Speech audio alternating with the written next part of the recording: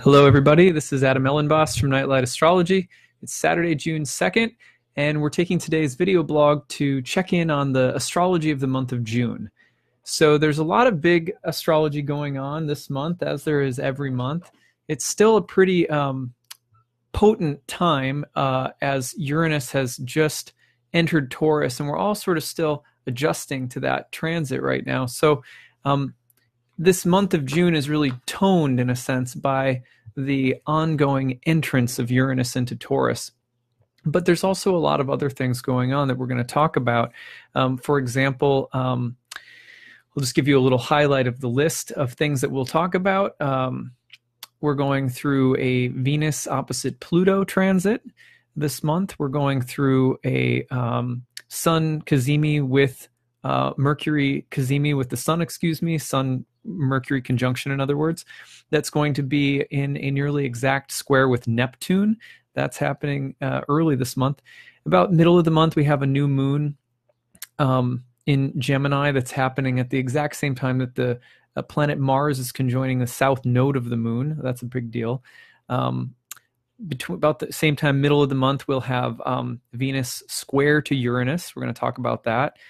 Same time, middle of the month, around June 15th, we'll have Mercury opposite Saturn. That's a big one.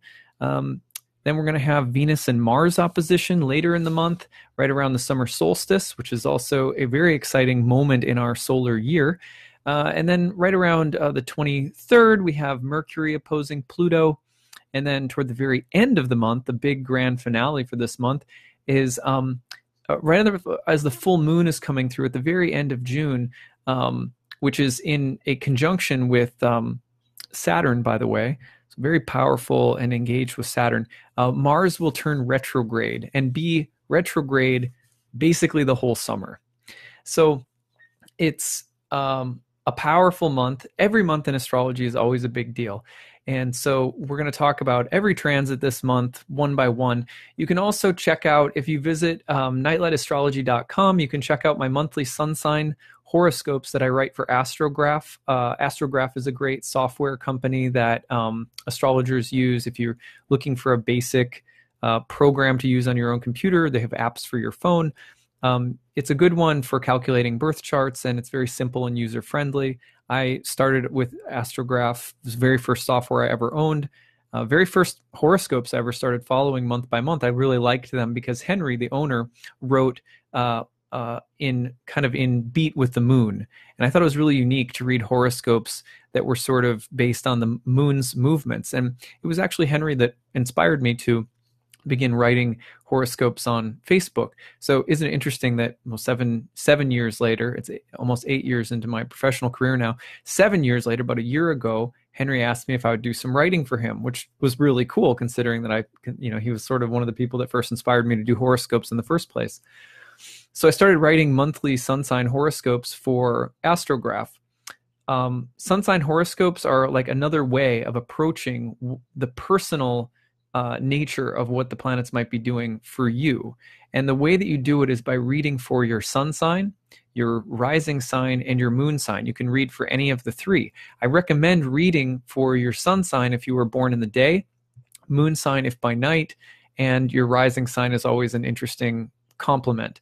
But you can really read for all three and get something a little unique in each case. Some people always ask me at this point, and people ask every month when I publish the sun sign horoscopes, they say, how is it possible that my birth chart says something accurate about me, and then these horoscopes that are written just for like my sun, moon, or rising sign say something that's so accurate about me?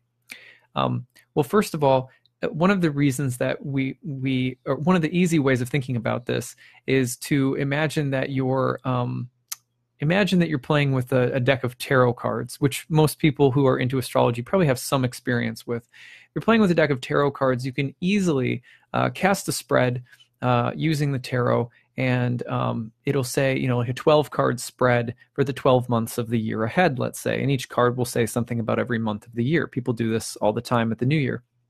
However, you could also cast a totally different 3-card spread for every month. And at the beginning of every month, you could draw 1 card for the core theme of the month, and then 3 cards for a past, present, and future predictive analysis. The point is that we're not dealing with a hard science with astrology. We're dealing with a divinatory science. And divinatory science allows us to understand the destiny path that we're walking through different kinds of symbolic frameworks simultaneously if we choose to do so. For some people, you may not want to choose to look at your sun, moon, or rising horoscopes that I write each month simply because it's too much information. Too much information can lead to sort of paralysis by analysis and get us stuck in our heads, and that's not good. So if you're reading it and you find yourself overwhelmed, you're like, gosh, I'm already paying attention to my birth chart. Now I've got to read these. Just don't read them. It's that simple. It's not that big of a deal. On the other hand, you can also you can find that the sun, moon, or rising sign will speak to like a certain dimension of your experience every month. And the way to delineate, well, which dimension is which, I always tell people it's not so important. Just think of it as, your sun or your moon are the core lights in your life, especially if you were born at day, the sun, especially if you were born at night, the moon. And so looking at a horoscope that is built around placing that sign on the ascendant for the month ahead, a whole sign house birth chart with that on the ascendant will give you a unique view of the month ahead for that core part of your life. The lights in our charts, like the moon or the sun, will tell you about a concentrated area of focus in terms of your overall life purpose and life path. And so, monthly sun sign horoscopes will just give you a kind of a very personal look at some of the themes that are happening in your life, but it can be laid right aside what's happening in the birth chart and work equally well. So that's an explanation about that. Now, the other thing that I want to mention before we get into the astrology of June is that starting a week from tomorrow is June 3rd, June 10th, Sunday, June 10th, we will be starting another year-long astrology immersion program. The astrology course that I teach is called Ancient Astrology for Modern Times, or sometimes I call it Ancient Astrology for the Modern Mystic. And it's basically for people who are either brand new to astrology and you want to start learning astrology from basically the dawn of horoscopic astrology coming all the way up to the present. What did ancient astrologers believe? Why did they practice astrology? What did they think it was used for? What's the history of astrology, the early beliefs of astrologers? And then why, not just how do you use things like aspects and signs and houses and planets and essential dignities or accidental dignities, all these different theoretical layers, not just what are they and how do you use them, but why did ancient astrologers come up with them in the first place? What are the roots of these mystical elements of astrology? Why are they there in the first place? We try to understand that as much as we can in this course because that's what's going to give you a really strong foundation for practicing astrology. So the first 6 months is all about building a really strong core of the basics. Most people get the basics in a way that's basically given to them as a list of instructions. This means this, do this with that. And then that's it. And you just go apply it. But you can't actually know how to apply most elements of astrology without understanding how and why they ever came about as theoretical concepts in the first place. What are they rooted to in the sky? And what are those philosophical roots connected to in terms of the beliefs and practices of ancient astrologers? And how do they compare and contrast to what astrologers do now, today, what they believe now, today, and the world we live in today? It's very important to have that sort of full approach to the theoretical foundation of studying natal astrology in order to then move into practicing it, even if it's just for yourself or it's a hobby that you have, or if you feel like doing it professionally, or if you are a professional but want to deepen your studies. The second 6 months of the program, we spend nothing but full time with live clients. So it's all basically hands-on application, studying charts, and then you get to watch me read for people, and then we break down the session afterwards. We can kind of talk about, why did I do it like this? How do you use all of these tools in a client-centered, sort of soul and heart-centered way to help people on their path? So if you're interested in that, it begins on June 10th next week. There's still room in the program. There's an early bird rate that's available up until next Sunday when the class starts. There are payment plans available if you need them, and there's also need-based tuition for people who can't afford to take the program for a variety of reasons. You can always ask me about that at nightlightastrology@gmail.com, or again, check out the certification course tab on my website at nightlightastrology.com. So I hope to see some of you there. It's going to be a great course. We're at not quite maximum capacity. I usually try to cap it somewhere between 30 and 40 people at the most. We're getting there. So, but I'd ideally like to still fill it with more people.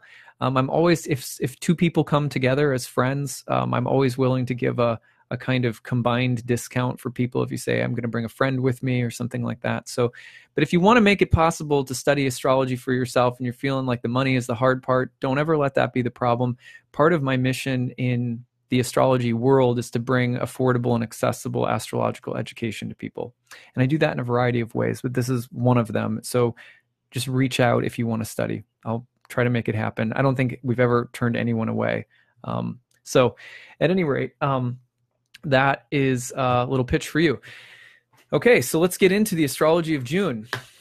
All right, well, last month's big transitional moment for Uranus is very much still in the just right in the forefront of our astrological picture this month.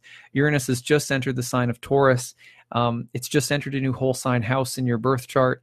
I'm about 100 readings into almost 200 mini Uranus into Taurus reports that I've been doing. And I've heard so many stories back already from people about what kind of things are happening, from really intensely difficult, disruptive, revolutionary things.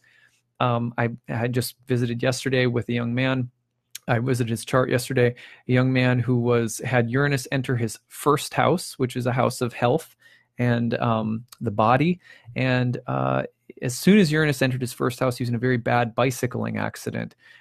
He was okay, thankfully, but it shook him up. And it is, I suspect, talking with his mother about this, that it's the first step in a process that he's going through that's going to be quite deep. There are interesting reasons why this accident was perhaps had in the big picture. So that's a powerful example, but I've had lots of others that are interesting. Job changes, people moving, enters their fourth house of home and property, you're moving. Enters your 10th house of career, your job is changing. Enters your 7th house of relationships, you just met someone new. They're Uranian, or you're feeling like you need more freedom in your relationships. I've seen so many different things already. It's pretty mind-blowing. It was amplified greatly, this Uranus into Taurus transit, by the fact that Mars simultaneously entered Aquarius and squared Uranus right away. So for example, in my wife's chart, Uranus entered Taurus. She's a double Taurus in the early degrees, Sun and Moon in early degrees of Taurus. And Mars entered her 8th house, which is a house that's associated with death, squared Uranus as it entered Taurus, and immediately there was a death in the family. Her grandfather passed away. So that was the day that Uranus entered Taurus and Mars squared Uranus. Lots of big things like that. Entered my first house, and I began the process, long process of initiation on a spiritual path in Bhakti Yoga that I've been studying. It'll take about 1.5 years of going through a process of initiation, but that actually began on the day that Uranus entered Taurus, not in the plan. It just happened that way. So there was quite a shakeup in the sky, and Mars pressed the pedal to the metal on it, really just gave it that punch and that kick and that fight. So there's been just this feeling of activated revolution, liberation, freeing oneself up, pushing the limits, and that's been really pronounced since last month. Now that's still in the sky this month, so to speak, because as we speak right now, even let me pull up my chart over here. Mars is at about 5 degrees of Aquarius. Uranus is hanging out at almost about 1 degree of Taurus. So they're that's a square. That's what we call a square. If you use orbs, the orb is close enough. If you go back to Hellenistic astrology, the planets are separating, but Mars is about to station retrograde and come back into the square with Uranus. And then when it goes forward, it'll go back through the square with Uranus. So I heard the description recently from a colleague that Mars Uranus is like a swashbuckling, defiant revolutionary. And I think that really fits. That's a good like descriptive phrase: swashbuckling, defiant, and revolutionary. So that energy is in the month of June is very pronounced because Mars is close to Uranus all month, and then at the end of the month is going to turn retrograde. And as Mars turns retrograde, it's going to come back through those early degrees of Uranus, and it's going to square. It'll retrograde back through the early degrees of Aquarius, and it'll square Uranus again. So that means that, you know, in the most general sense, what it means for people personally is that this energy of revolution and change and breaking up structures, breaking apart things that are familiar, introducing something that's new in a different area of your life. Everyone feels that in a different area of their life when Uranus enters a new sign. Last time that it did so, for example, was about the spring of 2010 into 2011. There was Uranus entering Aries at that time. So Uranus had just entered Taurus, shaking things up, and Mars is amplifying it and pressing it as urgent, as intense. It's inflamed. It can be agitated or angry. It can get sort of passionate to the point of being destructive. But it also forces change. It forces the issue. There's one time I heard it said that the best use of human will is learning how to surrender it, because it turns out that the will by its very nature is willful, and it doesn't even listen to us, right? As spirit souls, like our will doesn't listen to us often. You're like, I know I shouldn't eat that. I shouldn't do this. I shouldn't do that. But your will is like, meh, I want to, you know? And so it does whatever it wants to do. It takes actually an incredible amount of real willpower to relocate the will in service of the life of the soul, the divine spark that we are. So bringing the will into service, into surrender, very difficult to do. And yet this transit in particular, if we can make a little extra effort, use our will to surrender to our highest good, to our highest interest, our spiritual life and development, if we can learn to just be a little bit more motivated right now to do that, there's an opportunity for serious breakthrough, for total revolution in certain areas of our life. For example, as soon as Mars squared Uranus, not only did I sort of begin this, as I was mentioning, begin sort of a path of spiritual initiation that'll take quite a while, about a year and a half. But not only that, but also I was feeling very intensely like I was battling with my will about one of the ways that I've spent my time over many years. I have friends from high school and, you know, going all the way back to childhood who are really into professional sports.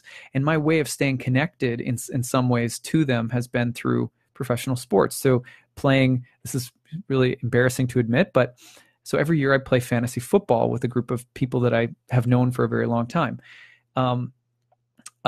And at any rate, but I haven't liked it over the past couple of years. It's been feeling like more and more of a distraction for me, a lot of wasted time on tracking all this stuff, you know, and really sports doesn't play a huge role in my life anymore anyway.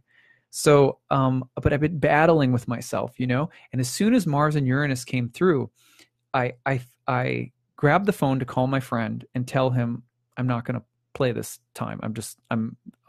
Let's stay in touch and everything, but I can't do this fantasy football thing anymore. And I got on the phone and I heard his voice and I was like, all of the memories and attachment to this game with my friends came back as soon, and I just lost my courage. I just lost my wits. So I said to him, I don't know how much longer I'm going to be able to do this. You know, I just kind of put the thought out there. I'm not sure if I can do this forever. And he was like, yeah, you know, no problem. And I was like, okay, good, no problem. And then I kind of let it go for a little bit. And then about a week later, I was doing my daily japa, my mantra meditation, and it came up. I was like, you know what? Like the use of my will, if it's not in service to my spiritual life, then it's just all it's trying to do is distract me with things that aren't taking me anywhere toward real happiness. And I was like, all right, I had a talk with my own willpower. You know what I mean? Like, I need you to become a little bit more of a servant to what I'm really trying to do with my life. And so at that, then I was able to leave the fantasy football league. It may sound like a very small thing, but I kid you not, I speak to a Jungian therapist, which I really enjoy. If you've ever looking for therapy, I highly recommend checking out the work that Jungians do. I've talked to a Jungian therapist for over a year now, and I have talked to him. I have probably spent at least 5 or 6 full sessions with him talking about how I can't let go of professional sports, and I don't like how much power they have in my life. Right? So it's like it sounds like a small thing to some people, but we all have things like this in our life, that they're attachments that we have that seem kind of small or trivial, and yet when it gets down to letting them go, we know we need to let them go, but we can't because we have a very defiant attitude. It's me, I can do what I want, it's harmless, et cetera, et cetera. And we justify it, and then it basically makes its home in our life. It says, oh, well, if you've justified it, then there's room for me to like hang out here. So one of my, a bhakti teacher of mine the other day was saying, one of the ways that Maya finds its way into our life, the illusion, power of illusion, is when we make justifications for it. And then justifications basically say, hey, the door is open, you can just stay here. And so justification allows Maya some form of illusion to like just root itself down and stay in our life. And over time, Maya grows. It's like a plant, and it becomes like, it can infect like all different sorts of areas of your life. And it's subtle. It's not gross. And so the will can keep saying, well, it's just a small thing. It's just a small little thing. So Mars square Uranus all month long gives us this window to use our will to basically fight back against the maybe even just the little things that are actually defiant and selfish, childish things that we don't need anymore. So that's a way of thinking about it. But the other reason that this is so pronounced is that Mars is conjoining the south node of the moon this month. And the south node of the moon, which is called Ketu in Indian astrology, is intimately related to surrender, loss, diminishment, decrease. So when the light of the solar year decreases and there's less light in the solar day, that's kind of like the south node of the moon. South node of the moon is related in general terms to the decrease of things in life. And usually we don't like decrease. We're creatures that really generally like increase. I mean, there's certain situations, but most of the time people, they like increase. I like more money. I like more food, supersize me. You know what I mean? It's a lot of our issues stem from liking things that are more, liking things that are bigger. All desire basically creeps into our life, and material desires that don't help us, in other words, from a place of saying, well, I want something that I don't have. And that means that I'm feeling like I need something more. I'm lacking. So the north node of the moon, Rahu, is often connected with the desire to have something, but then we get indigestion from it. I mean, most of the things that we take in because of desire are rooted in an illusory sense of lack. We're always full in spirit. We always our innermost self, you might say, is always everything that we already need. And it's very hard to understand that. It's easy to say that. But Ketu, the south node of the moon, will take us through experiences of diminishment, loss, decline, etc. And that's thought, generally speaking, in the Indian tradition to be more auspicious for spiritual life. Because when you start saying, you know what, I don't, like last month, for example, I went through my attic. I purged my attic and I purged my basement. I'm not kidding you when I say that we had 3 Salvation Army trucks come for pickups. Not that they were full of our stuff, but there was 3 loads that we had to set out in our yard from my attic and my basement. And it felt so good to just let go of stuff, right? So this theme of this month is about using the will, you might say, to defy our own defiance, defy our own selfishness, and let go of something. Create a revolution by simplifying, by reducing, by letting go. The other thing that can happen is that Uranus and Mars heading over the South Node can create circumstances in which we are forced to let go. We are forced to simplify. Forced sounds, can sound kind of heavy. It can sound kind of invasive, but it's just like physics. There's patterns in our life that build up over time, and at some point the pattern is forced to change because the nature of all things is to change and keep moving. But the degree to which a system, a pattern resists change is often the degree to which there is a kind of explosive moment or a massive catharsis of some kind when it finally does change. So we have to be very careful, because willful resistance right now against things that are trying to come into our life to change us for the better, that may end in a kind of a feeling of being somewhat overwhelmed or invaded, or Mars can kind of just slice right through our defiance. The system can break down rather forcefully, in other words. So yes, I do mostly use whole sign houses. I see someone asking there. Uranus in my 5th house, 5th chakra, will. Yeah, I'd have to look at that more closely. A lot of it also depends on planets that it's aspecting and things like that. There's a lot related with children and pregnancy in the 5th house, your kids if you have them, Sherilyn, but also creativity, the arts, performance, and also issues around pleasure and joy. How do you find pleasure and joy? That's the 5th house Uranus. Tipora says, inspiring, those time sucks take energy and space from manifesting our dreams. Yes. Sherilyn also says, surrender, seems like my brain defaults to freeze. Yeah, I think, so at any rate, I've said enough about this. Very good comments, everyone. Thank you. All right, so that's the gist of it with Mars and Uranus. Now, let's talk about the individual transits. So let me just adjust my view. We have, starting off the month, by the way, with a grand water trine. The grand water trine is between Venus in Cancer, Jupiter in Scorpio, and Neptune in Pisces. So water, water, and more water. If you want to read more about this, you can also check out my written horoscope from yesterday. I did write more about this. It's on my website or my Facebook page. But the short and simple is that there's a lot of water right now. It's like here in where I'm living in Maryland, it seems like it's very literal, right? Because there's just been nothing but rain. Ellicott City, Maryland, right where my parents-in-law live. My mother and father-in-law live in Ellicott City, and it was just flooded again massively. Just the whole downtown area was totally destroyed, made national news. For the second time it was flooded. It happened a few years ago as well. In Maryland right now, the rain, I don't know if it's like this all over the East Coast. I haven't been paying too close attention, but there's just been nothing but rain here.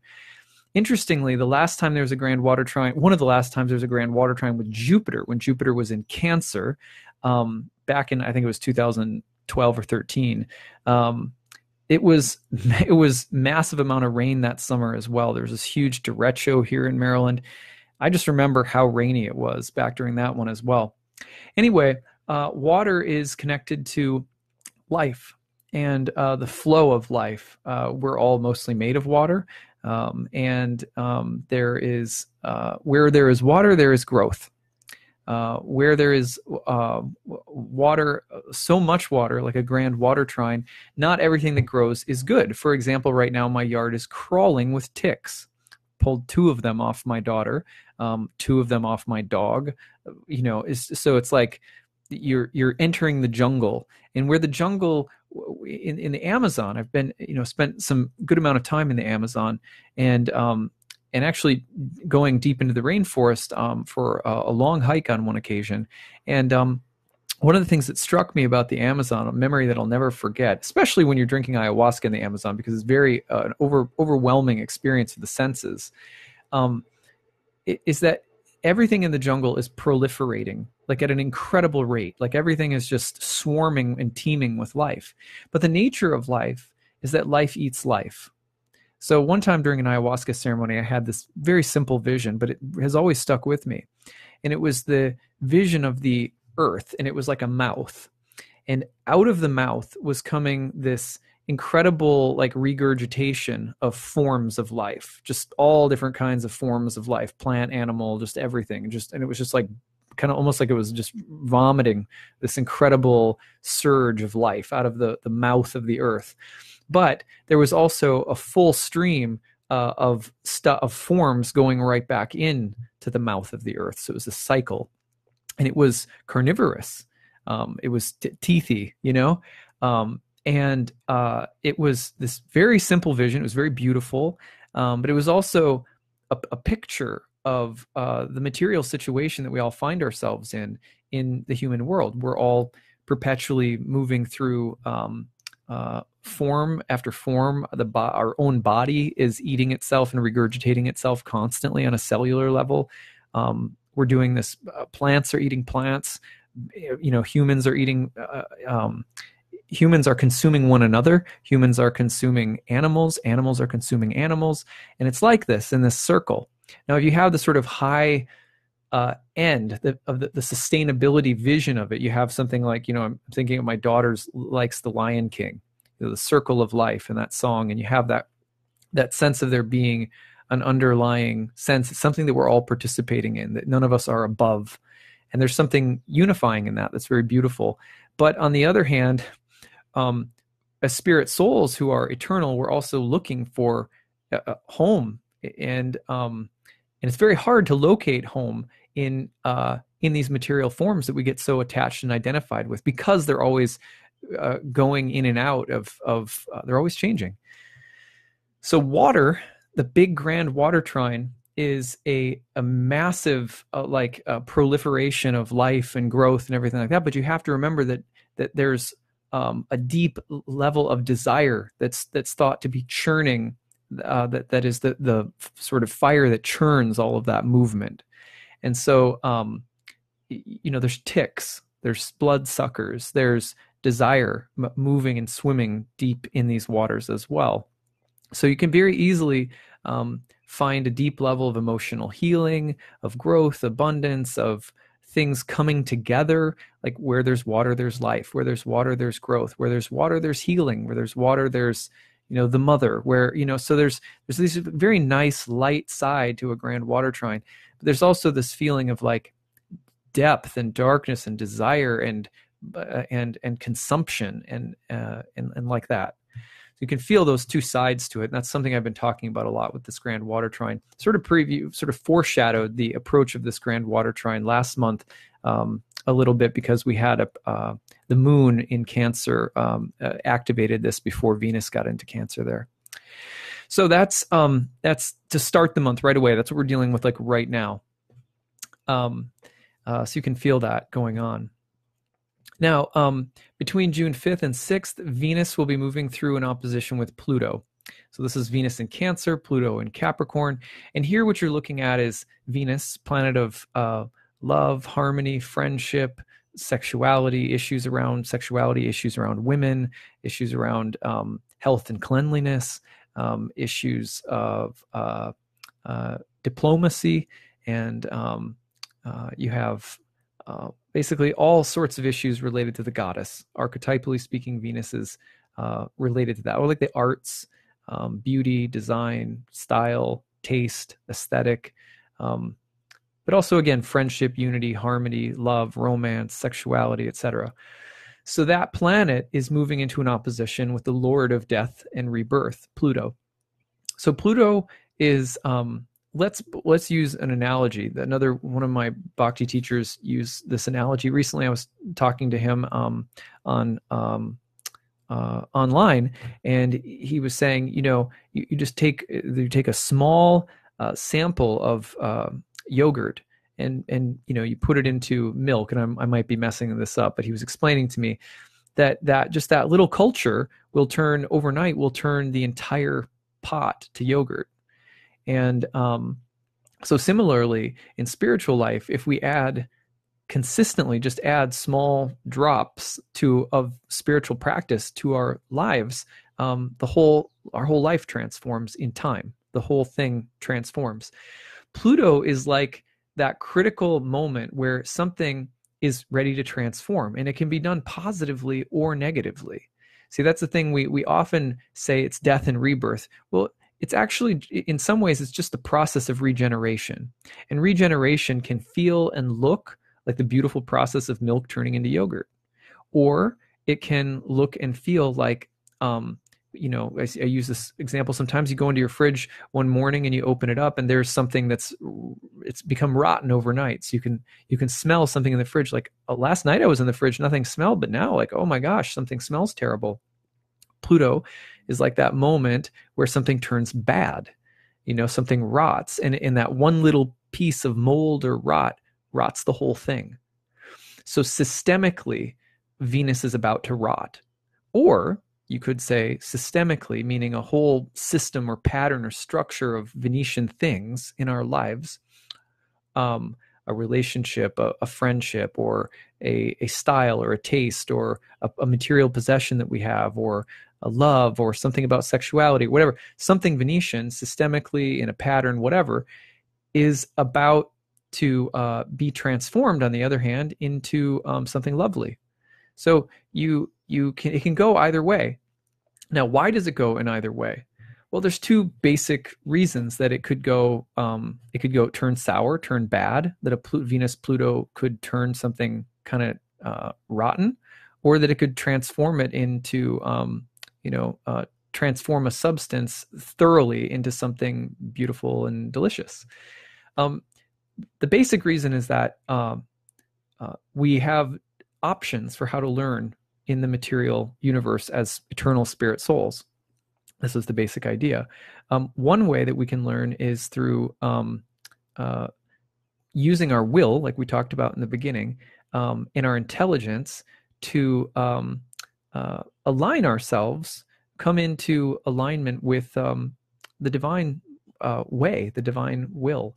And when we do that, we sort of surrender ourselves to that process. The transformation takes place, and it's very lovely. It's very regenerative. It cleans out the old while focusing on the new, you might say, or while focusing on that which is eternal. And that feels good, even though it may look bad. Even though things are falling off from our life, or we're having to let go of things, that it actually feels good.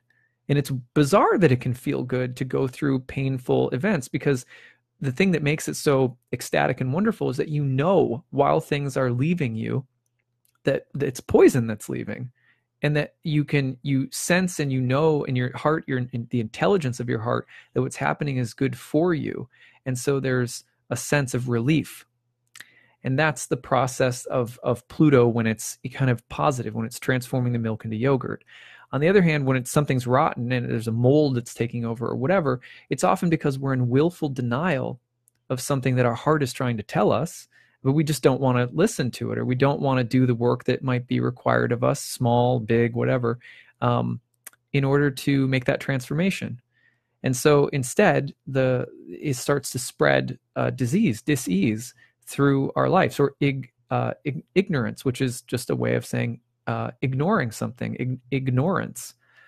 So it spreads that, and it grows deeper and deeper, and the rot kind of takes over, and it gets to a critical point where we say, oh, like the example that's often used is that Liz Green used in one of her famous lectures about Pluto, from the Center for Psychological Astrology, was it's like gangrene. It's like something is rotting in your body, and you might have to, if you don't catch it soon enough, you may have to cut the limb off. So there's something like that. And so the Pluto transit with Venus can also indicate that there's something that needs to go, and that it may come to us that something needs to go in a way that is difficult. And it's not always completely obvious. So we have to do a little reflecting, because the degree to which we have been ignorant of or ignoring something that needs to change there's also, in other words, a high likelihood that when something does rot or fester and says it's time for change, sometimes it'll be obvious, but other times we will continue to deny what's coming up. So, for example, sometimes people will have a heart attack, and they're living. Perhaps they're they're obese, or they're living a lifestyle, they're smoking a lot, or they're doing something that's not good for their heart, and they know it. They have a heart attack, and it should be a wake-up call, right?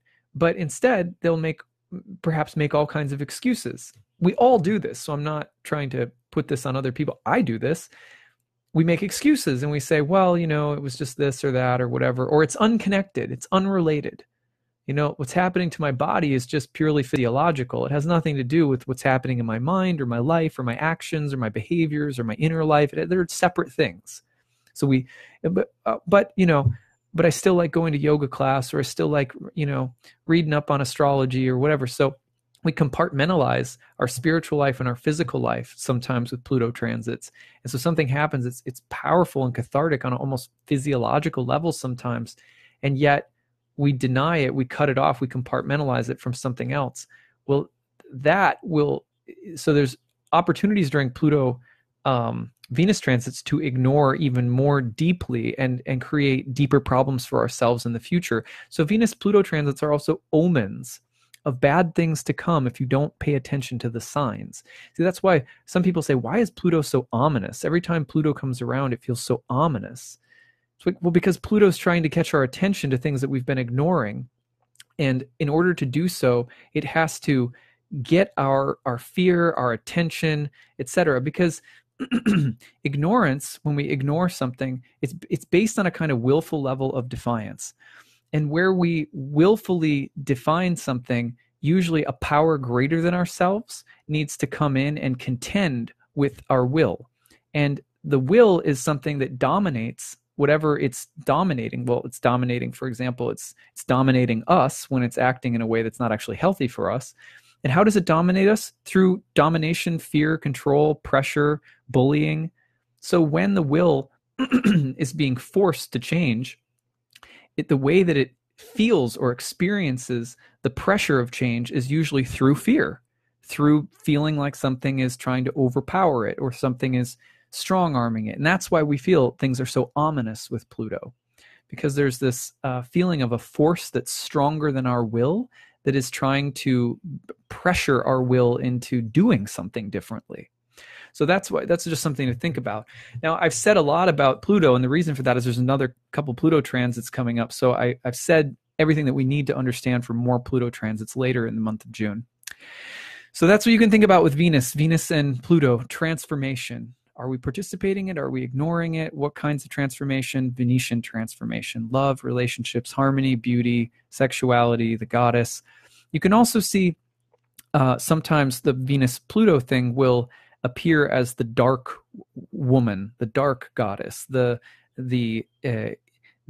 sexually seductive, manipulative Venus, and so that's the like in mythology, that's like the succubus or the Medusa or the and they have power of their own, interesting mythological associations, but also you do have to be careful of the kind of issues around women empowerment, disempowerment.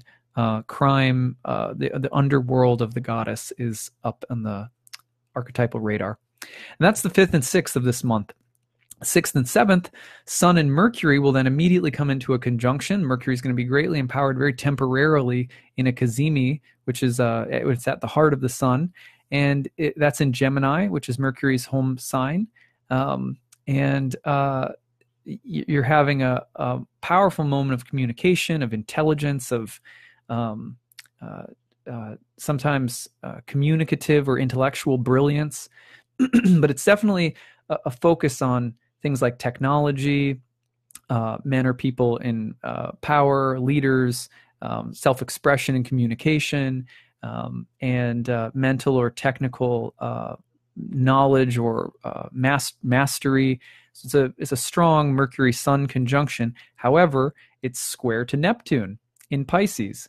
So that can lean in one of two directions. Generally speaking, that can empower the mind and intelligence with an almost otherworldly and intuitive capacity. So you have Neptune as the imagination of the otherworldly, of the kind of extra-dimensional qualities of Neptune. It's Neptune can be sort of psychic and deeply intuitive and sort of see beyond the veil. And then you add that into the Sun Mercury sort of hermeneutic qualities, and you get the ability to read between the lines, to hear people's thoughts, to, it's a kind of like empowered mental, psychological, and communicative window where you may have extraordinary capacity to communicate your emotions with others, and emotional intelligence might be quite high around that time, or just the feeling of needing to talk or communicate through things that are sort of intangible, putting words to the wordless.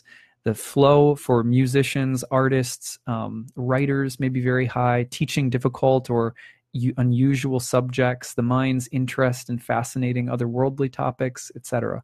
All sort of empowered.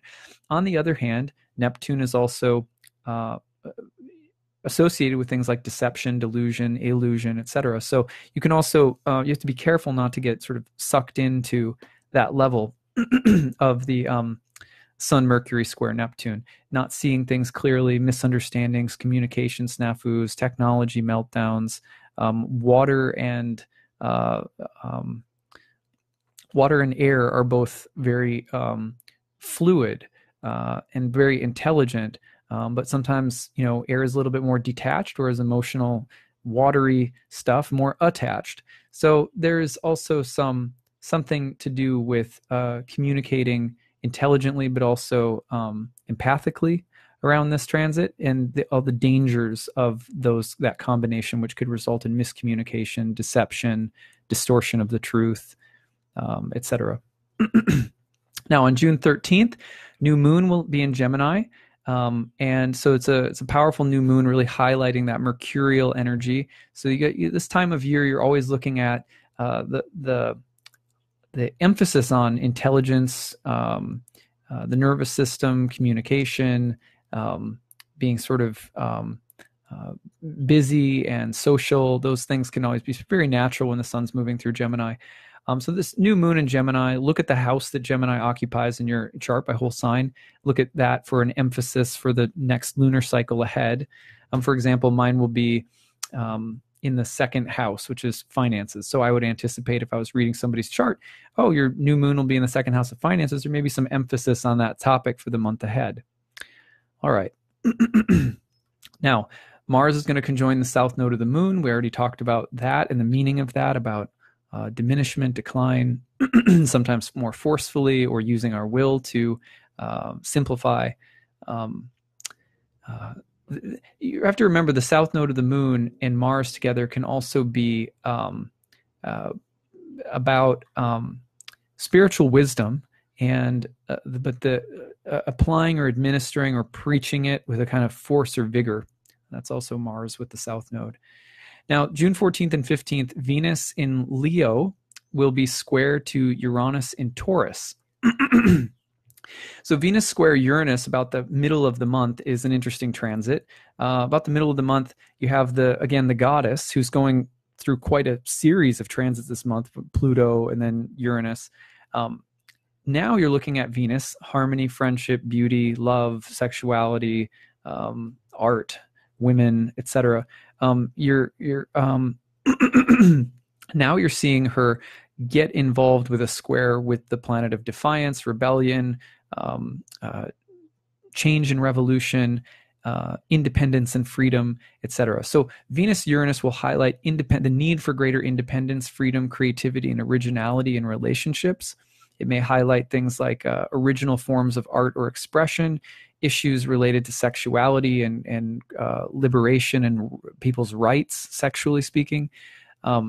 So, for example, last month, just as Venus was opposed to Saturn, we had a major law change, a referendum, and I believe it was Ireland, regarding there was a gay marriage. I can't remember exactly what it was. I think it was gay marriage. And that's a great example of Venus and Saturn. Saturn being the law, the structure of the law, the letter and code of the law, and Venus being sexuality. So the two came together in an opposition, and you had oppositional tension, a kind of fight and a stand taken on behalf of a change of law regarding something Venetian, sexual rights. So similarly with Venus and Uranus, you have the energy of activism, revolution, etc., kind of coming into contact with Venus. There's more on the radar for Venus this month, big time, with the outer planets. It wouldn't surprise me, for example, Venus opposite Saturn and Venus coming into orb with the opposition to Pluto. We just saw this whole thing unfold with Roseanne. I don't know if you know, and I don't pay close attention to these things, so I don't even really know the story. I heard she made some racist tweets and lost her TV show. So similar like that, we have like women in power, issues around women and power, and the Me Too thing. Venus Saturn just happened, and I think it was Harvey Weinstein was finally was he just indicted, or was it that he was actually charged with found guilty of something? There's some change in his status in his case that just happened as Venus opposed Saturn as well, and moves into the opposition with Pluto. So this one, freedom in relationships, creativity, originality, and style and beauty. So you got the rebel, the innovator, the paradigm shaker, and the goddess coming together in the middle of the month. Now, on June 15th, Mercury will oppose Saturn. So there you have an emphasis on, I wrote here, a somewhat serious, constrained, focused, or disciplined quality of mind, speech, communication, organization, perhaps highlighting different forms of technology, the limits of technology, or the need to use technology to organize something. And there's also the emphasis upon emotional communication and the need for greater vulnerability in how we communicate versus something stern, strict, regulated, stoic, tight-lipped, reticent, tacit, something like that. Or you have the emphasis on neediness and emotional neediness versus the need to say, grow up and be a little bit more stoic. Or something that's too harsh or severe and needs to be a little bit more emotionally sensitive.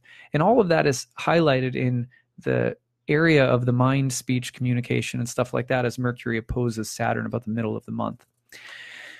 We'll talk more about all of these as individually throughout the month as well. It was concerning women's right to choice. Okay. Repeal the abortion ban. Yes, that's what it was. I'm so sorry that I messed that up. I don't spend a ton of time on the news, so I knew that it was something surrounding Venus. I thought it was maybe gay marriage, but it's women's right to choose. So Venus, Saturn. Venus will move on June 21st into an opposition with Mars, which is very powerful in terms of the battle of the sexes, the archetypal battle of the sexes. Mars, Venus opposing one another is very much about sexual and creative tension, the possibility for synthesis and compromise in relationships, especially when there's more masculine or martial dynamic taking place, action, intensity, go forward with strong intention and will. Venus is more about harmonizing, finding diplomacy, finding compromise, finding friendship and peace. When the two oppose, there's great sexual tension. There's a possibility for kind of tango of the masculine and feminine to happen, but there's also the possibility for great escalation of sort of quintessential masculine feminine dynamics in relationships of all kinds. So at that time, we're going to want to be careful about interpersonal tension and seek compromise. However, compromising with Mars for Venus is hard. And I say that because usually we think about it the other way. Usually we're saying, hey, Mars, you need to compromise and be more like Venus. But Venus actually sometimes needs to compromise by becoming more like Mars. Venus tends toward harmony and doesn't always like conflict, but sometimes that results in things like PC culture. And some of us, PC culture can be a good thing, it can be a bad thing, but none of us like it when it's bad. None of us like it when, we're using language or niceties to avoid having real contact with one another. Sometimes in order to have real depth and meaningful relationships with one another, we need some healthy level of confrontation to say, I'm different than you. You're different than me. You like this thing. I don't like that thing. Most of the time, the level of conflict we've become, this is just my opinion, but I think we've become overly sensitive to conflict. And, real dialogue to happen. I mean, the reason you can see that we've become overly sensitive to conflict is because our nation is like basically divided like 50-50 as to whether or not, we over very basic things. And so when you see that much polarization and this high level of trigger, everyone's so trigger happy. And it's like, well, one of the reasons that has to happen is because we've become too personally enmeshed with our perspectives to the point where we're also somewhat overly sensitive. And I see this in myself. I see it I see it in the grocery store. By God, you can't in the grocery store. So you have some small, you bump in front of someone in line or whatever, and people can just go off. They can just like lose it. And I think part of that comes from repressing a healthy level of just being different from one another, just having differences. So this Mars-Venus opposition will also sort of invite us to say sometimes compromise, depth, intimacy, love, friendship can't be made through anything other than a healthy level of confrontation. So how do we do healthy confrontation might be a part of this as much as we might be learning how to put down our swords and make peace. And we just have to remember that balance. There's a wonderful book written by a psychologist named James Hillman called A Terrible Love of War. And in this book, he talks about how ironic it is that the most seemingly masculine, warlike things are actually saturated in Venus-like things. For example, he goes on to talk about great military campaign books that have been written. Some of the most famous books about the military are not just about the conflicts, but they're about the camaraderie and the brotherhood of the men who were fighting, and the tears they shed together, and the fun they had together, and the tightness that they developed as a band of brothers, and the uniforms and the pageantry and the drums and the music and there's a whole like world of ceremony involved in warfare. So Venus is always there where Mars is. You can't separate the two. That's why Venus's signs are always opposite Mars signs, and Mars signs are opposite Venus signs. Similarly, in professional sports, look at the professional sporting world. I know that probably a lot of us who aren't super big into sports, you look around and you see men or women walking around wearing jerseys. And you're like, gosh, what's the thing with the jerseys? Or they have flags that they have, on their cars for their team, or bumper stickers or sweatshirts or whatever. And people say, what, gosh, it's just mindless tribalism. But it's very important to remember that in the midst of that is color, pageantry, ceremony. I mean, you see the way the international soccer is played. There's chanting, there's dancing, there's banners, there's flags, there's face paint. So the arena, the gladiator's arena, metaphorically speaking, is always saturated with Venus. And you can't, the tension in any relationship that forges intimacy is Mars. So they're always with one another. And we have to remember that, because at this time, it'll be very tempting to try to polarize Mars and Venus away from one another in our lives. I think people triggered because of PTSD and isolation. Yeah, we've become so private, so privatized. There's no bookstores anymore. Everything's online. I'm personally offended by the bookstores. But anyway, all right. So you get the idea with Mars, Venus. And that again is, where am I? June 21st. That's the summer solstice. So that's happening right as the summer solstice comes through, which is a big moment in the solar year. It's the longest day of the solar year in the Northern Hemisphere. And it's a day that we associate with the turn of the solar year toward darkness. So we've reached the maximum amount of light, and now the sun will slowly decline. All the way to the fall equinox, will still be on the light half of the year, but the maximum solar power has been reached.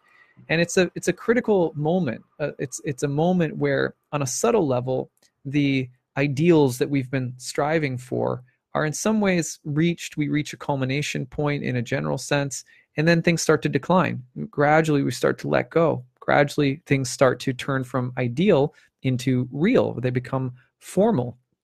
In gestational terms, like my wife is having a baby in July, the ideal of the solar year from winter solstice up to summer solstice is sort of like the period of time where we're being sort of creatively inseminated, and then come the summer solstice all the way back down to winter, the thing is now descending into form. You can think about it like that. Sometimes that helps. It's a turning point in the year, and you'll feel it if you listen to it. It's nice to mark it off ceremonially in some way, if there's anything that you can do. All right, so finally, June 23rd, Mercury is opposing Pluto. So the same kind of thing, but this time it's mercurial. It has to do with your mind, your intelligence, your speech. In Cancer, your emotional intelligence, emotional speech. Mercury in Cancer opposing Pluto on June 23rd. You can expect also explosive or cathartic conversations to surface, information to be revealed or exposed, things related to spying or betrayal of information or secret documents, or I anticipate seeing things like big secrets revealed in the media, or issues surrounding cybersecurity, or stuff like that. It's a transformation of mercurial things. You got mental, intellectual, analytical, technological, communicative. Then finally, on June 27th, the full moon will be in a conjunction with Saturn. So it's a powerful full moon. Be quite serious and stoic, but perhaps very productive. Sometimes full moon with Saturn is a little limiting. It's like meeting the limits of something and just running into a wall. And it's a big one because it's a full moon wall. So you got to run into a wall with that full moon, or you can feel that it's a time of maximum productivity, discipline, serious, something reaching a peak of maturity. And forming something again. With Saturn likes to form things. So that's the full moon. And then on June 27th, Mars turns retrograde.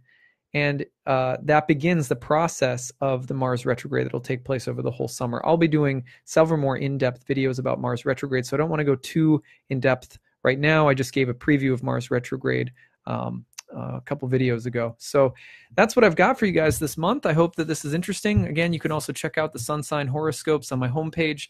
And remember that my class, one-year astrology program, Ancient Astrology for the Modern Mystic, begins next Sunday on June 10th.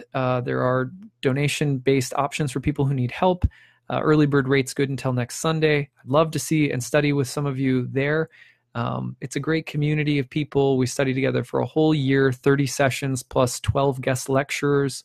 So you get a lot of astrology. You can participate remotely or live.